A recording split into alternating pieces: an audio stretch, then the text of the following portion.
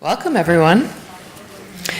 My name is Laura Erskine, and I am the Interim Associate Dean of Practice at the School of Public Health, and we are really excited to do our first Paul Torrens Health Forum collaboration with the School of Dentistry, and I'm glad that you can all be here to join us.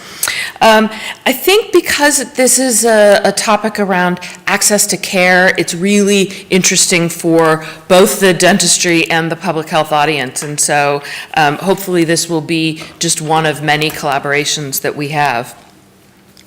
The program for tonight is a little bit different. I'm going to introduce Dr. Hewlett. Dr. Hewlett will then introduce our guest and then moderate a bit of the Q&A, and then I'll come back and give you the highlights of what's coming up in health forums to come. So Dr. Edmund Hewlett is the Associate Dean for Outreach and Diversity and a Professor of Restorative Dentistry at the UCLA School of Dentistry. He's a two-time Bruin, earned his bachelor's degree and his dental degree at UCLA, and since 1994, he's been teaching in the section of restorative dentistry at the dental school. He's an active member in many professional organizations, including the American Dental Education Association, the American Dental Association. I just want to know, are you one of the 4 of 5 dentists, or the other one? I'm one of the 4 out of 5.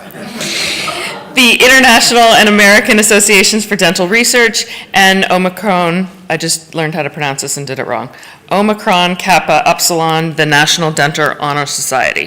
He's also an official spokesperson for the American Dental Association and is frequently quoted in the media on oral health-related stories. Dr. Hewlett, welcome. Thank you so much. Thank you, Professor Erskine. I'm really pleased tonight to introduce our speaker, Dr. Wilhelm Bill Piskorowski. We're fortunate that our dean recruited Dr. Piskorowski last year to serve as Associate Dean for Community-Based Clinical Education, and he was appointed as a Health Sciences Clinical Professor in the School of Dentistry. Dr. Piskorowski is if not the, national expert in community-based clinical dental education. We'll be hearing about his enhanced model for care, including next week's launch of his model here at UCLA, allowing fourth-year dental students overseen by credentialed dental practitioners to treat Medicaid recipients and others who struggle with access to care. Dr. Piskorowski, a native of Michigan, holds DDS from Loyola University in Chicago and conducted the private practice of dentistry from 1979 to 2006. He left his practice to take a position as Director of Outreach and Community Affairs at the University of Michigan School of Dentistry. He later became the school's Assistant Dean for Community-Based Dental Education. Under his leadership, the school's community-based dental education program grew from a 3-week experience for dental students at 4 external sites with 8 preceptors, credentialed dentists at those sites in 2006, to a maximum of 12 weeks of experience with over 30 sites throughout the state and 117 credentialed preceptors. Connected to this growth was the creation of a one-of-a-kind, nationally recognized service learning program that was financially self-sustaining. In recognition of these achievements, in 2013, Dr. Piskorowski was awarded the prestigious William J. Guise Award for Outstanding Innovation by a Dental Educator. The following year, he was honored with the Emmett C. Bolden Dentist Citizen of the Year Award from the Michigan Dental Association. And most recently, he received Innovation in Healthcare Award presented by the Hamilton Community Health Network in Michigan. He's also received multiple teaching awards while at the University of Michigan. He's delivered numerous presentations to state legislators and dental societies regarding the benefits of service learning to increase access to care. He's a member of the American Dental Association. Yes, he's another one of the 4 out of 5. The American Dental Education Association and the Delta Sigma Delta fraternity. Since arriving here at UCLA, Dr. Piskorowski has received a $1.5 million grant from the state's largest dental benefits provider, Delta Dental of California, to support launching our community-based clinical education program. That award, which will support UCLA student dentists to provide this care to vulnerable populations, is the largest that Delta Dental has ever given a dental school. Many Californians face problems with access to care and other health services for many reasons, distribution of providers and what have you. So we are so excited and so proud to have Dr. Piskorowski here to help us move that needle, to make an impact, and to inculcate our students with the responsibility to do that. So I think I've said enough. Allow me to welcome proud to call him my good friend and colleague, Dr. Bill Piskorowski. Thank you, Ed. Thank you. Well, I want to say to you is that the only reason for the success of the program is because we surrounded ourselves with champions, and champions are plentiful here at UCLA. And I really had the pleasure of meeting Dr. Hewlett at a leadership conference, and I enjoyed the camaraderie and the vision that he has for the UCLA school.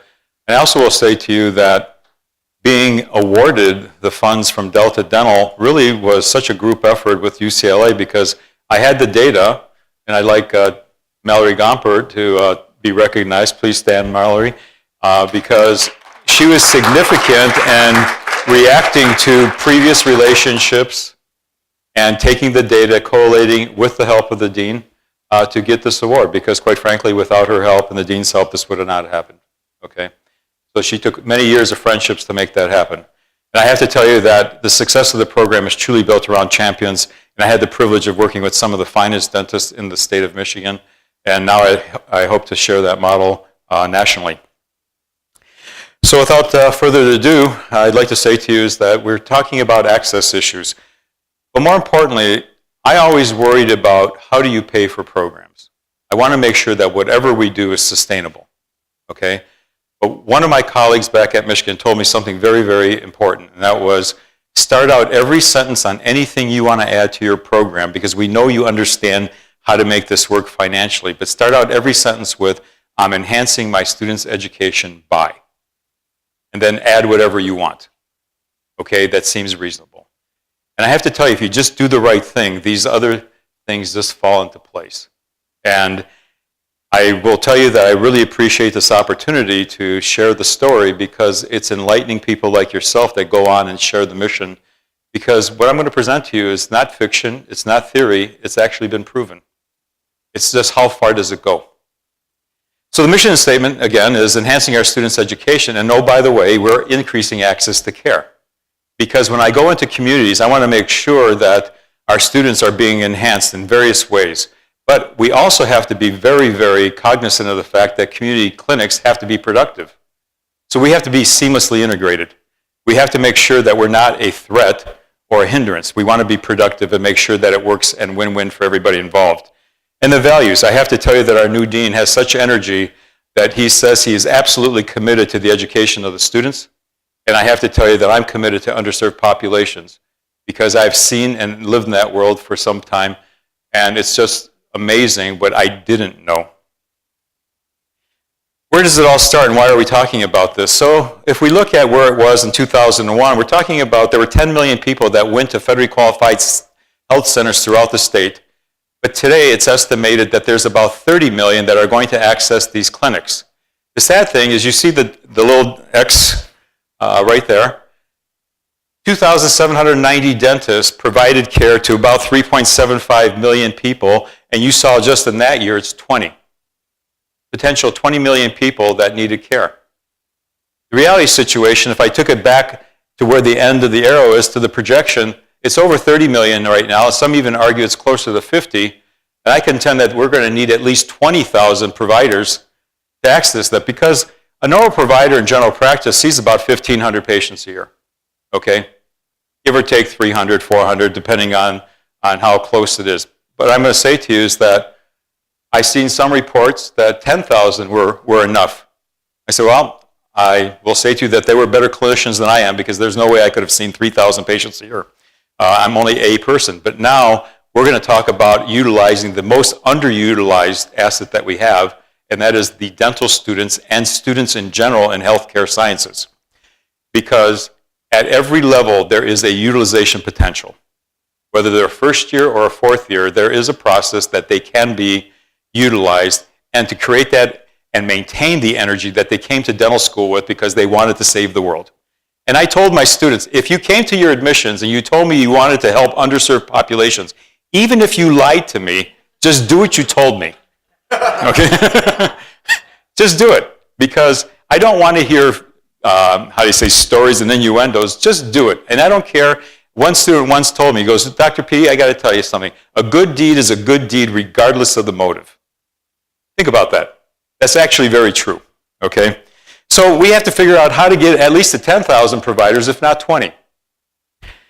So Dr. Kroll did amazing work with his policies, and he's making recommendations that there's some standards on how to improve access, and it's about having located profession FQHCs that have both medical and dental. And we'll find out that this is not the fact of most FQHCs. Matter of fact, I've heard ranges from anywhere from 40 to 70% that have co-located practices. This is significant for access to care issues. Also, to support programs where FQHCs can actually help develop that mantra, because I will say to you that I'm more excited about where we're going than what we have done, because I envision a time where we're going to be sending teams of students, and not just dental students, to locations and measure the effect and the impact on healthcare in that manner. So let's just talk about one recommendation that Dr. Kroll's studies have said, and that is actually need additional support to develop attractive hiring and retention incentives. Okay? I want to say to you that loan repayment already exists. What I want to share with you is that if you allow our students to experience this before they graduate, they're more likely to come on board after graduation, and I will show you the data on that. And that federal agencies should expand resources and incentives to recruit. That money that I got from Delta Dental is paramount in offsetting the challenge, because I now have to walk the walk, talk the talk, and make sure that our students are productive, and that in fact, we will be an asset to those clinics. So there's a period of time that the services of our students will be there for free, because we want to prove it. But after that trial period is done, I will say to you that in the state of Michigan, we have never failed at an opportunity to make sure that it was productive. I have no reason to start and fail now, because we are surrounding ourselves with champions through integration. I want to say that we have one right here. Susan, please stand up, because this is a dentist that has provided care at one of our men clinics. And I will share with you is that as we look at champions that have been part of this service learning experience, we only want to work with people that are truly embedded with what we are going forward with. But as you can see, there's no lack of opportunity. There's 1,400 clinics that represent over 11,000 off-site locations where those 30 to 50 million people are going. And I'm just telling you right now, I had 2,790 dentists trying to treat that whole mess. That's insane. That is absolutely insane. And I have to tell you, so what are they doing? Where are these people going? They're inundating the emergency rooms. They're making that their family, their dental home, their medical home, at sometimes $5,000 to $20,000 for a one-day stay. And if it's a two-day stay, the average is about $25,000, okay? Of which the hospitals will never get reimbursed, by the way. But I just said that there's only 2,700 providers there. Here's a more daunting stat. As long as I can remember, this is from the American Dental Education Association, after graduation, that whole mess basically says only 2% of the graduates are going on to public health clinics after graduation, on average. When I was here and looked at the information that was given to me by last year's exiting class at UCLA, it was 3%. Okay? Well, at least you were higher than the average. All right? But I want to tell you there's a lot of room for improvement. I'm going to share with you what my thoughts are in going forward. But solving access to care, honestly, is like eating an elephant. There is no one model. There is no one, there's no one program that's going to do it. It's one small bite at a time. But you must make sure that what you're doing is reproducible. And sometimes progress in this area takes a little bit of time. But if I can get providers to go to these areas of need, we can solve part of the problem. But we have to give them a reason. I'm going to talk about what those reasons are. More concretely, what if I told you I can add almost 3,500 providers in 3 years to the now just under 3,000 providers through the program that I'm going to describe today? To do a 133% increase in 3 years, tell me of a government program that's going to do that. So under the leadership of our institution, we have so many experts in this field that we now want to be the leaders of change. We want to now disseminate this model, and that's what is actually going to happen. We're looking at ways that we can, in fact, do this.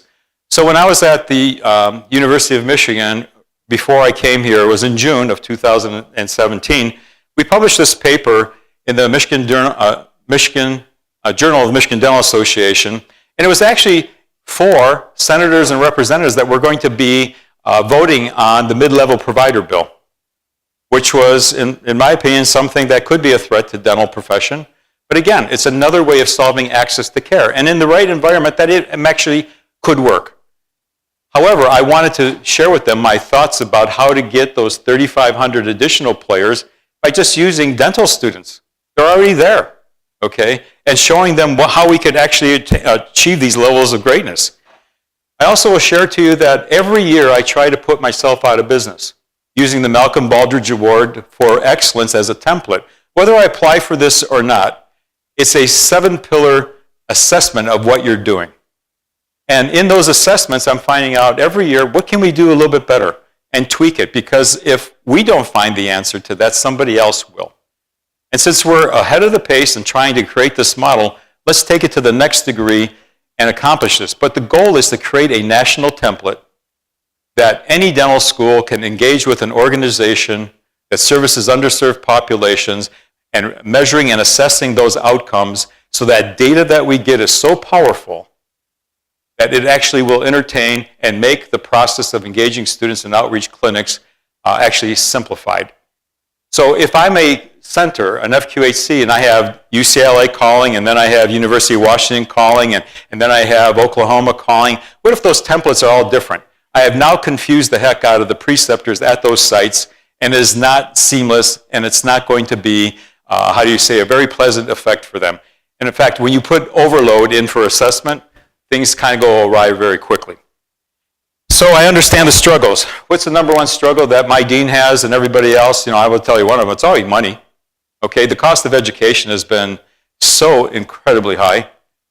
I mean, I just found out that my daughter got accepted to Tufts University School of Veterinary Medicine. When I saw the first-year tuition at $80,000, I'm like, oh my Lord. What? Is that for 4 years? No, that's 1 year. Okay, and I'm like, that's insane. But you know what? She's going to have another 100 people in the same rat race, okay, when they get in there, and I'm like, but how can we offset this cost? I mean, there has to be a mechanism for this. But I also want to tell you is that I'm all about enhancing our students' education. Those sites, those FQHCs, as you can see here, they're all about access to care. Recruitment and retention has always been the struggle, and I will tell you that the sites in Michigan struggled less with access for retention of providers because through the Universities Association and understanding the template, they were able to prove that they're better than most sites, and they were then outfitted by our students afterwards. So expanding access to care, what we're going to talk about is structurally, how to do this, how do you look at sites, how do you engage, we're going to look at it culturally. We're actually going to say to our students, that ethic of caring that you brought in, we're going to enhance it, not destroy it. Because you know what, we do a really good job at beating the heck out of our students in the first 2 years, okay, and then they kind of forget why they came, and then we throw them back in the clinic and we're asking them to play nice again. I call the first 2 years of dental education the greatest form of professional hazing out there. And I just want to make sure that we cultivate that nature and that spirit to really treat our patients, but sustainably. We have entered into contracts where in 39 locations in the state of Michigan, all 39 locations signed the same revenue sharing contract. You know how difficult that was with 7 different models? It took 2 years. So when I present that contract to places now, I will say 39 other locations in this state, 20-some locations in that state, 30-some locations in this state, all looked at and they said it's agreeable. So if you find fault in it, then your attorneys are really good, or they're really looking for things that just don't exist, okay? So community-based educations, we have to do this, as we all know in the dental school. We're in the middle of our dental school accreditation, and we must provide an experience. But I have to tell you that this is such a loose explanation. I mean, if I just send a student across the street, I don't want to make sure they come back and tell me how their summer vacation went. We assess everything we do. So the process we're also going to discuss is not only do we create the optimal opportunity, but through the cloud-based information we get, we look at what is the next opportunity going to be. Do I need to include more geriatric patients or more pediatric patients? Do I need to have more surgical experiences? Do I need more restorative? Do I need more denture cases? Do I need this? So as the data comes in, we look at how do we expand the flow of the next opportunities. Also, we all have to understand, why is this problem exist today? Back in the 70s, when Medicaid was first developed, I have to tell you, in the dental component, it's always been about poor reimbursement rates. It's always been about difficulty in making sure that the claims are there. And above all, a very narrow spectrum of services, especially for adult populations. And who gets hurt the most are technically healthier young adults between the ages of 21 and 35. That's proven statistic that these are the ones that really challenge for care. Veterans, when they come back from the war, they are also challenged in such an array of issues too. But I also want to tell you that our private practitioners do not realize that they can actually contract with community health centers to negotiate for an enhanced reimbursement rate. All you got to do is go to the NOAA website, National Network of Oral Health Access, and there's a 26-page handbook on how to negotiate. And if you don't want to do it, I'll be more than happy to help you with it, okay? Because it's quite simple. So implementation, we have to understand, why are people getting engaged with us? Is it recruitment and retention? Is it to increase access? Is it to do what? I just want to let you know is it's about enhancing our students' education, as I said before. So I also have to look at what is in there and the resources available for this product. I will tell you that the greatest expansive experiences happen at tribal clinics because they get an array of funding mechanisms. And also, with that array of funding mechanisms, they have a very predictable population, and most tribal clinics service about 4,500 patients. So I can see the results and the impact in those arenas. So those are things that really excite us to see outcomes. So grants, venture capital, seed money is necessary to prove the proof of concept. I will tell you that $10 million in 1999 was probably the greatest money that was spent in the state of Michigan, and it was in a plethora from Medicaid, from HRSA, the Michigan Department of Community Health, from Delta Dental. But this was a three-pronged attack, and that three-pronged attack included a few things. One, actually put dental clinics in FQHCs. Two, was to develop the outreach program at University of Michigan, and out of that 10 million, we got about $1.5 million over the first 4 or 5 years. And then the third one was to implement Healthy Kids Dental, which is a Medicaid dental service program that's offset by Delta Dental. And they started in 37 counties. What I'll share with you now is that Healthy Kids Dental expanded to all 83 counties of the state of Michigan, still underwritten by Delta Dental, that I believe the number is 72% of all FQHCs in the state of Michigan have a dental component, which is one of the highers. I know for a fact that generally they do not struggle for recruitment and retention. And at University of Michigan, as the students exit, they say that this was the #1 program that they had at the school, because what they did to put into flavor, when I graduated from dental school, I may have done 25 surgical procedures and 100-some restorations. The average student, when we were at 10 weeks, was doing around 160 surgical procedures and 200 to 300 restorations. That's a significant change, because under supervision, you can't help but to get to be pretty good.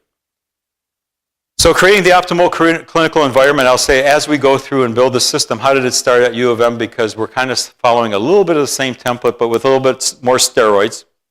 We started out, everything starts at the dental school. We have to educate people to be competent, and we attest that they're ready to go out in the field. So schools start with what we call donated service programs, and these are usually episodic, difficult in funding, as Susan knows, okay? These are make you feel good, come back, but they're several times a year with I want to say, not very much accountability. And then when the loan came in, or the grant money, we started with 4 of those red dots. And those 4 red dots, with 6 to 8 preceptors at the time, was one model. But what I found out, the minute I got into this model, what happened? 3 months after, in 2006-07, adult Medicaid was canceled. So it became basically a pediatric rotation and urgent care. And I wanted our students to get more of an experience. So then we added the next model, which was community health centers that were co-located with local health departments, because they had a different funding mechanism. And this offered a greater scope of services. And then we added tribal clinics. As I said before, I liked the model because our students really got engaged with a diverse population and measurable events were happening. And then we added private practices that focused on 200% of the poverty level, people that were champions that truly enjoyed servicing the underserved populations. And then as you can see, the network that comes through this whole thing, that's a pretty good network. But what's really nice is there's a process here, right? So if a new policy comes on board and we have to address the needs of another population, and let's just say it's foster care children, why not now locate them throughout this clinic network? We have actually taken the northern part of this template and made an access point for our veterans, victims of human trafficking. What this program lacks and what we're going to bring to it now is what I call telehealth, telemedicine, and telementoring. Because we need to be able to pull this chart out of the cloud and follow it to the patient as they go, because homeless and disabled veterans, victims of human trafficking, this is a very mobile population. Also foster care. So I need to track this system somehow to have that information. Also to have our team of experts at UCLA be that authority that gives good advice in a secured environment when we talk about charts because of HIPAA, that we can now actually give great advice as to how we're going to treat patients as they go through. So we're not reproducing information like, oh, well, I don't have access to your x-rays, or I don't have your medical record. The telehealth mentoring is unbelievably important. In the state of Michigan, we actually created more opportunity that I could fulfill with our students because I have a limited amount of bodies, resources, human resources. So we started inviting other universities to come into our state, teaching them the model, and then they could go back to their homeland of the other states and reproduce it. But here's what I'm telling you as far as our education is. On average, our students outside the building were treating 22,000 patients a year outside the building. And you can see that in this diverse populations of ethnicities, the complexities of the procedures, problem-focused, across all age demographics, and to understand how payer mechanisms work. I tell my students that if you could dutifully complete this program, because you're working on people that are challenged financially, sometimes mentally, sometimes physically, emotionally, you can work anywhere in the world. So let's talk about adding value to the community. So going back to that nice map, we've picked on one little spot called Traverse City, Michigan, which is the land of the have and have-nots. This is Michigan's Napa Valley. I will tell you that there is a champion there by the name of Renee Luchard, a dental hygienist, that knows the pulse of this community. I will also tell you that I became the oral health director of this entity, and I live 270 miles away. And the only reason that happened is because I knew through our 5 clinics there, all the doctors, what they could do, and I really love that area, okay? But the bottom line is, I've never seen a more giving community, and how the effect they had on their community, because that Resort District Dental Society was true champions, and this is what we had to do to negotiate to make this happen. So first off, we understood that, let me go back. First off, there were 13,300 people in those 5 counties that were 200% of the poverty level or lower, okay? Our first effort was with mobile clinics going to high schools to offset the needs of people in migrant clinics, because our Napa Valley, if you will, they were picking cherries, apples, strawberries, and this population would swell to about 12,000 just in the summer, okay? And where do they go for treatment? Well, we started with mobile clinics, and then I actually helped build the first 4-chair clinic there, and today they have 3 locations, and they're expanding because of student engagement. We also have a relationship with Michigan Community Dental Centers, which is another model that I was telling you about. That model treats 7,500 patients a year in that arena. So we look at the next one, which is the tribal clinic. They had no clinic in the area, and then I had discussions with the tribal leaders, and I said, you're spending $500,000 at the ER room at the hospital. For that amount of money, you could hire a dentist and build the clinic, which they did. And I have to tell you, that's another 1,200 patients that were being serviced in year 1 there. This is the event that Renee Lachart started, a Pay It Forward program that for every $100 of service, 4 hours of community service were given by that person to one of 112 charities. It was a win-win situation where those charities then put money back into the oral health program. And when we came in, Munson Hospital actually told that clinic that they could see a blip in the ER room when we arrived, that not as many patients were going there because we were handling the problems outside the building. And they donated $300,000 to that effort, not just for dental, but for the overall program, both medical and dental. And then the labs, the hotels, this was a community that really came back where they were giving us hotel rates at 1/4 of the rate. Okay, the lab were only charging us for the metals and the alloys and the materials we're using and no labor, because everybody was winning because they had that philanthropic notion behind them. So it was a win-win-win. It was such a pleasure to deal with them. And the Rotary Club, I can't thank them enough because it's one of the wealthiest Rotary clubs in the world. I think they found natural oil and gas on their camping property. And I said, so what now? I guess we got to buy another camp. But they routinely give away millions of dollars annually to a whole host of projects. But I have to say to you that this is one of the best examples of how we can take from 13,300 to 3,000. I have to tell you, how do you solve this is through dental navigators, social workers, informing people of programs that they're not aware of. Okay? All too often, and in this world, most people either don't understand the value of oral health, or they're afraid, or they just don't know how to get there. So again, as I said, there's no lack of opportunity, but I have real pride in knowing that when I left Michigan, my 2 best friends now manage this program. I will tell you, as an educator in the state of Washington, my research assistant graduated, 4 months later was named director. In under 2 years, she put together a program for her students that's doing the same thing that we're doing in Michigan. Both Indiana and Oklahoma have adopted parts of the template, and then I find myself here through the active recruitment of Dean Krebsbach, who I like. And I like him a lot, and I'll tell you why. He has this type of energy, but he got me with 2 sayings, and that was, I'm bringing the dental school to the community, and we're going to capitalize on big thinking, cultivating big ideas. And for lack of a better word, I kind of get energized about stuff like that. And the impact that we can have here is 4 to 6 times what I did in Michigan. It kind of makes me feel good if we can achieve that. And as I was telling a couple of my colleagues, I don't do failure well. So I know we're going to succeed. It's just a matter of how much time it takes. So this is our program, and I'd like to address 2 people. Please stand, Lisa and Steve. Dr. Lisa Wen and Dr. Steve Lee. And I'm not trying to diminish anyone here, but the rubrics and all the parallel systems that are going on just to get our first program launched, I could not have done it without those 2 individuals, because in fact, there's so much going on for Monday that I really can't thank them enough.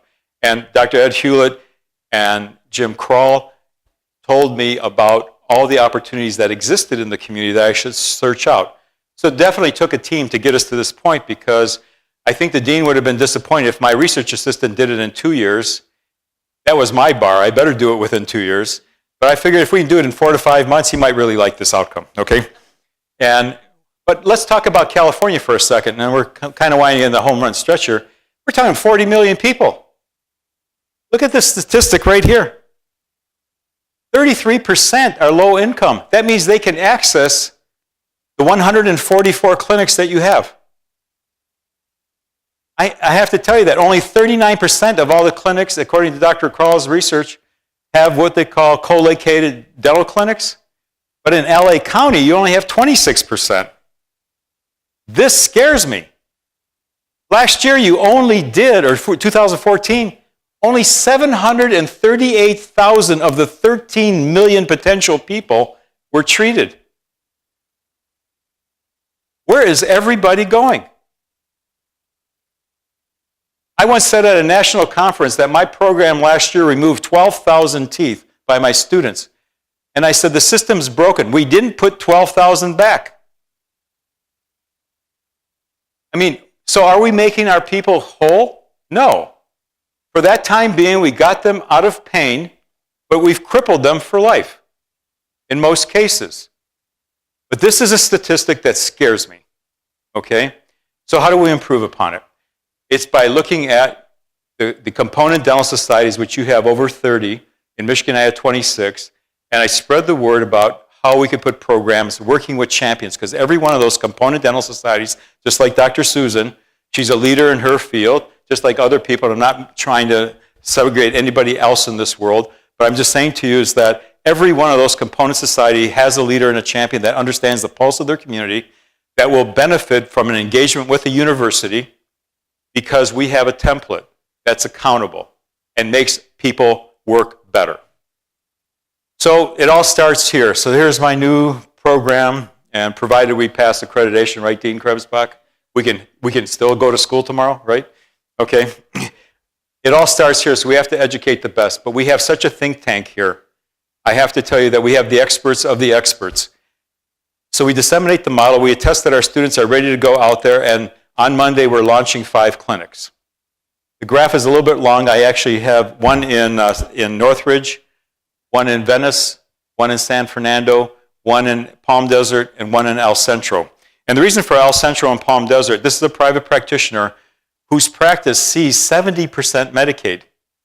Federally qualified health centers don't see 70% Medicaid.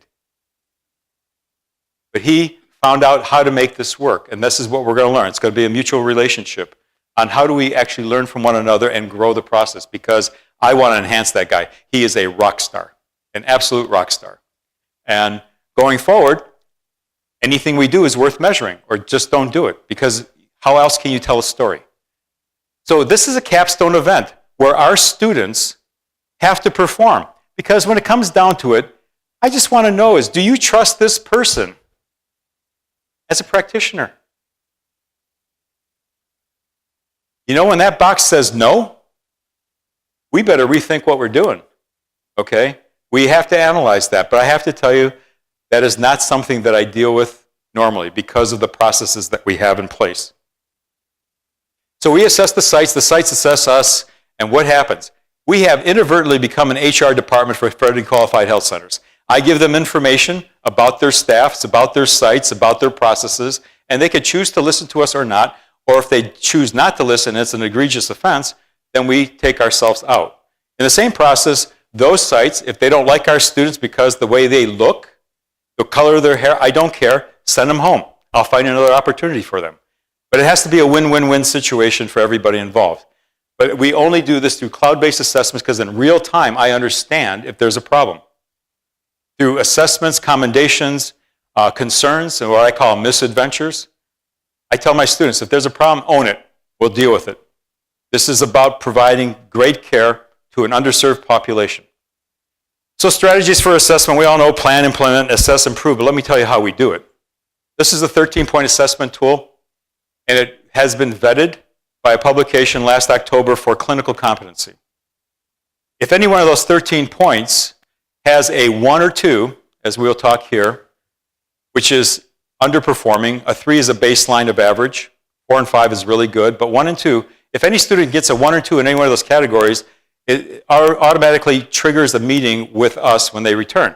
And it's not a head bashing. What we're talking about is, why did you get that score?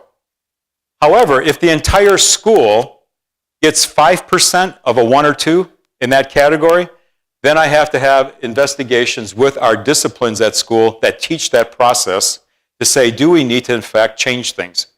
And what we found here in the first year that we implemented this in 2006 at Michigan, I had a red flag go up in level of independence, and through reflective assignments and interviews, I found out that our students were not very good at writing prescriptions and also at surgical technique. That same year, we changed the process of how we educated the students. We shifted all surgical techniques into the third year. We went from 2 3-week rotations, one in the third year and one in the fourth year, to 1 6-week rotation in the third year. And you'll find out that next year we did not have that problem. But something else came up, and this was caries detection. So what is a cavity, basically? And when should you treat this cavity, and how should you treat it? Pretty basic stuff. But you know what? You get all kinds of different things. That's why calibration of our faculty to understand what we're taught. I, as a gray-haired provider right now, was taught the surgical removal of a disease. So I saw a black spot, zip it out. Right, Ed? And the bigger the better. I'm just kidding. But again, today's technique is about teaching caries or cavity management, because a lot of these can be taught with the use of fluorides or varnishes to harden those lesions, okay? So we don't necessarily have to gut everything we see that's discolored, which was the mindset before. Oh, that's a little white lesion. Well, that's soft tooth. Take it out, okay? No, it's a far more simpler process. So I will tell you here is that after the next year, green. Every year after, for the next 10 years, no issues to deal with on a school-wide basis.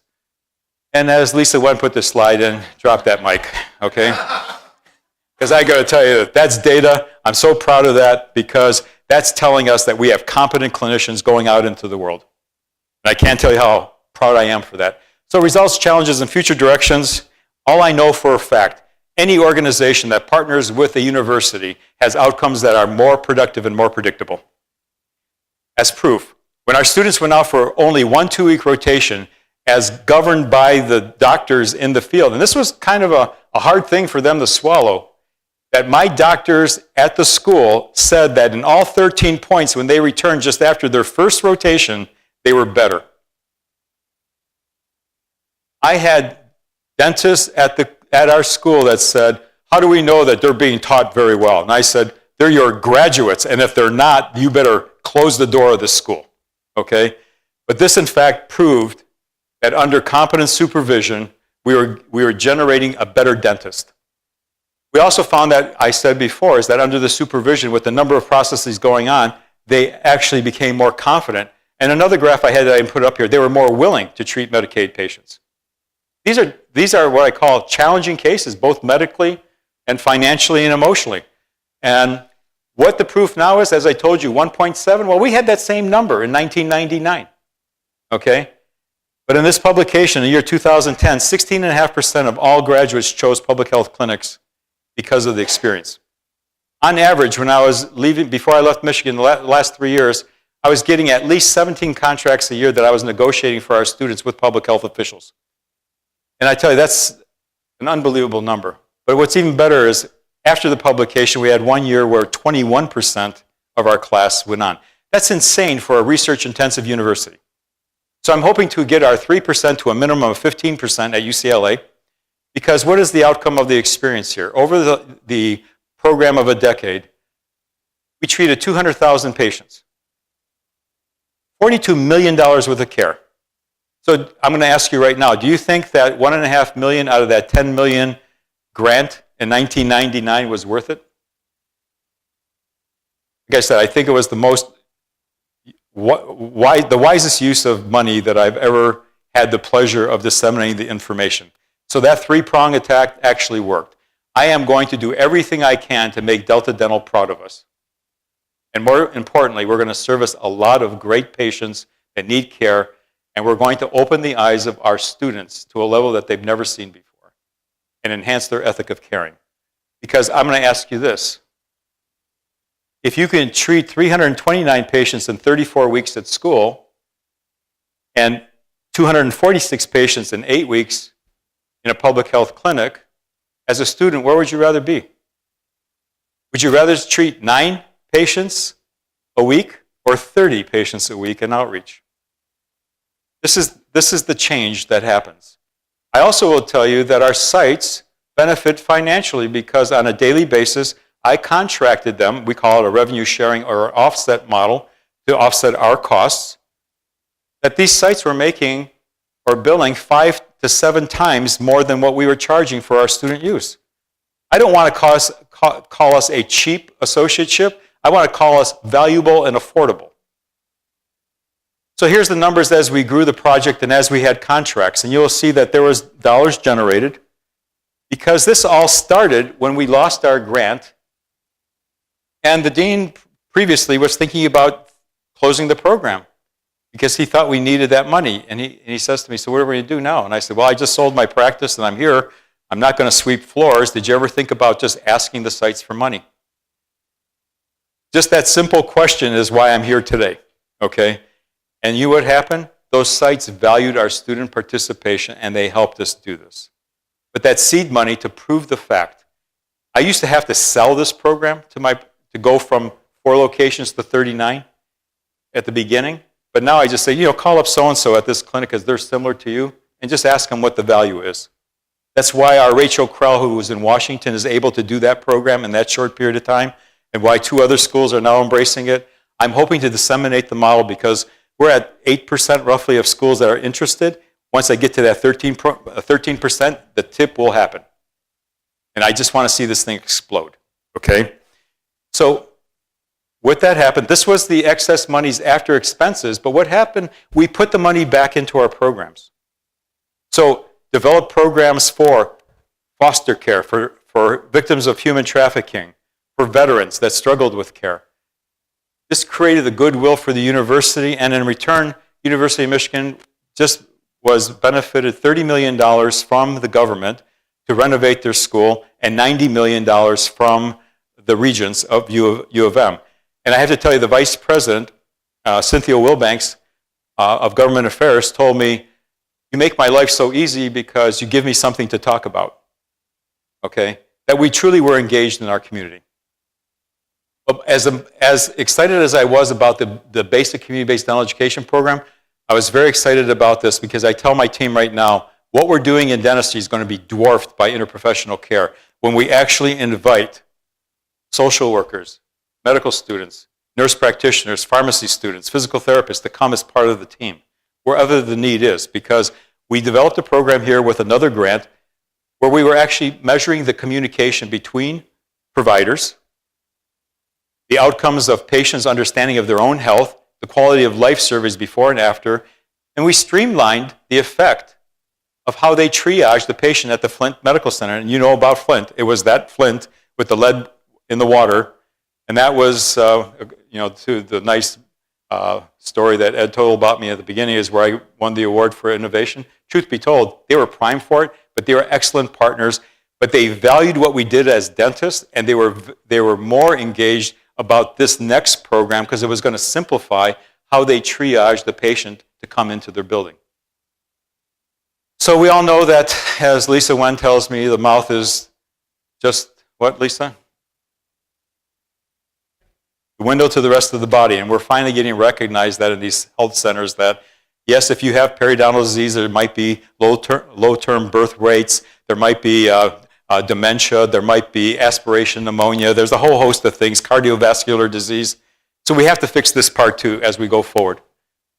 And telehealth and telementoring, I have to tell you, is so important. As I said before, sharing data is so critical in going forward because I drove 35,000 miles a year trying to fix things in the field when they were broken. I'd rather do it behind a laptop screen in a secure environment and then every week talk to people about their challenges. How do we improve this uniformly? If you struggle with something, we're going to educate you online, okay? And this is safe and protected information. But I found from Dr. Lynn Johnson at University of Michigan, she sent me this email once, and I really like it. She says, collaborative efficiency. IBM actually are bringing people back into the building because face-to-face happens to be the most productive, okay? Then she says, notionally, electronic communication technologies are cheap and instantaneous. However, email, everything has to be spelled out. Telephone's better, video conferencing's better, but telehealth appears to be the potential to increase collaborative efficiency the best. The ADA has now, the American Dental Association has now provided codes for us to use. They're not reimbursing it, but if we use them enough, they will reimburse them. If we try to say that there's going to be less problems with patient care because of teleconferencing, I guarantee you we will be reimbursed. So being responsive is what we're all about, because we know, as you know, laws and regulations change at a horrendous pace. Data knowledge of our health profession changes logarithmically. And we want to be prepared to teach our students that they also have to be nimble and ready to go into the field. And we give them the opportunity to experience 7 different models of care eventually. They're going to have a great portfolio of experiences to pick from after graduation. But what I know after a decade is that students gravitate to opportunities in clinics that are well organized and offer mentorship. That is the caveat to not just money, to offsetting student loans. And I found out that our students are willing to go and work in Timbuktu if there's a great mentor there and if it's a well-run organization, and we have helped them become that. I also found out that they would like to work 3 12-hour days, next 4 10s, and almost no one wants to work 5 8s, okay? But that's the new generation of millennials, and I said, I think I'm a millennial because I have to have purpose in life and control of my time. I don't know about that control of my time thing, but purpose in life I know I have, but this is all about the direction in life that they're going. So we created these win-win-wins. So we're predictably paying for things, we're reaching out to more patients, we're reaching out and making healthcare centers better and giving the greatest opportunities to both our patients and our students. So one school solution is now several school solutions, and this school, we're going to put this program on steroids. There's such an energy right now on how to make it the best because the potential here, I want us to be the leaders in this event where we can help people to become the servants of the public in the best way possible. But let me tell you this, how do you get to the 3,500 that I promised you earlier in 3 years? I'm not going to go over that graph, I'm just going to explain it to you very quickly. You can look at this because we'll make this available to you. If every dental school had 10 weeks of outreach, you would add 900 plus providers just through schools because there's just under 6,000 fourth-year dental students throughout the country. So if they all negotiated with federally qualified health centers, just as we did, just under 1,000. So the previous number that I gave you was 2,790. That's a significant for just putting students out there, okay? The next thing is, if we just had 15% versus the 21% that U of M proved of every dental school going into public health after graduation, you would add another 820 some bodies a year. And in 3 years, which is a normal contract for an FQHC, you would add another 2,500 to that, coupled with the 900, that's 3,500. Can I drop the microphone again? I will say to you, that's 3 years. Tell me about a program that's going to get you there faster, because what I just told you in California, only 3 million people sought medical out of potential 13 million, and only 798,000 got dental. That's insane. All I know is we're instilling this ethic of caring that already exists, and we're just going to go ahead and put a program that is absolutely accountable. And I have to tell you, the energy that we're going to see at that school is going to be amazing. So what UCLA is going to become is this bridge to making a better dentist and helping other communities. And Dr. Krebsbach gave a very nice speech yesterday to the CODA committee, and he says, it's right here that we plan on developing something called the UCLA Oral Health System. And this negotiating on behalf of the schools and clinics is only one part of that system. There will be a digital center of excellence as another system. All I know is we're going to use the resources, the human resources in this building to spread the word and to make a better life for those people. So I will just say to you that change that is accountable is good. And I thank you for your time.